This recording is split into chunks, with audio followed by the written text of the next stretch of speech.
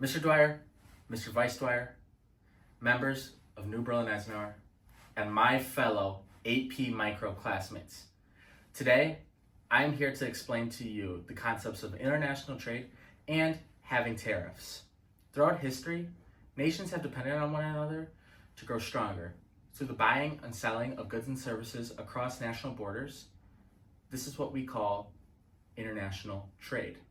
It allows for countries to produce what they are good at and import what they are not.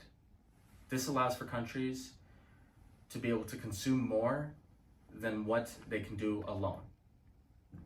In microeconomics, we call this comparative advantage. Comparative advantage is when you're able to produce something lower than what you're giving up compared to another country. Okay? So say a firm, an individual, a whole country perhaps, can produce a good or service at a lower opportunity cost than someone else, so then they can go into the market and trade with that person at a lower cost. The purchasing of goods and services from other countries is called imports. We can think of imports as coming in to our country. When we sell goods or services to other countries, that is called exports. We can think of exports as going out of the country. While all of this sounds great, some governments impose what are known as tariffs, which is a tax on those imported goods. Supporters of tariffs believe that tariffs protect domestic industries from foreign competition. They also believe that tariffs help businesses compete and preserve jobs. On the other hand, economicists look at these tariffs and say that they reduce overall gain from international trade, and it also leaves consumers looking at a higher price while looking at limited choices. Now let me be clear. You might be wondering, how do we find the difference between those two? Well, I, Barack Obama, will be able to tell you how. What's your name? I'm Chad.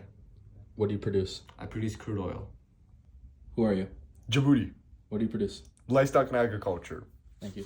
I'm gonna need you to pull that. Thank you for our two countries in explaining what they produce. When we look at opportunity cost and comparative advantage, we want to look at what type of problem it is. That would either be an input or an output. For this given one, this is an example of an output problem. Output are things like tons, barrels, while input looks more at labor, hours, things like that. We want to look at what the opportunity cost equals for output problems. So for output is what you give up versus what you do. Input would be flipped. When we look at the livestock, we see that Djibouti gives up half a barrel for every ton of livestock, while Chad gives up 2 barrels per ton of livestock.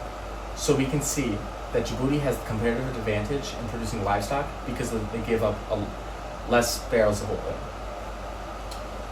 On the flip side, when we look at oil, we can see that Djibouti gives up 2 tons of livestock per barrel of oil, while Chad gives up half a ton of livestock for every barrel of oil, which means that Chad has the comparative advantage because they sacrifice less livestock. When applying the concept of tariffs to movies, we can use Cars 2. In the film, racers travel between countries for the World Grand Prix. A major part of the story is based on the idea of all in all, an alternative fuel source for being promoted internationally during the race. The movie demonstrates international economic connections between cars, businesses, and fuel producers that interact across national borders. Just as countries trade goods and services in the real world, the characters in Cars 2 depend on the products and resources that come from different places around the globe. So here's the analogy.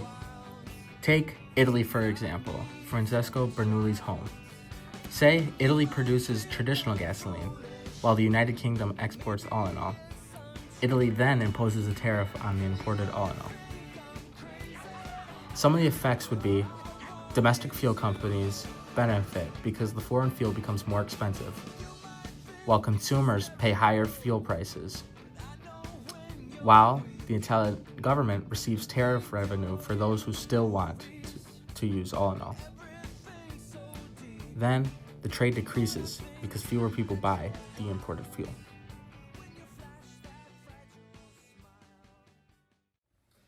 Thank you for watching my video on international trade and having tariffs. I hope you understand maybe just a little bit more about those two concepts.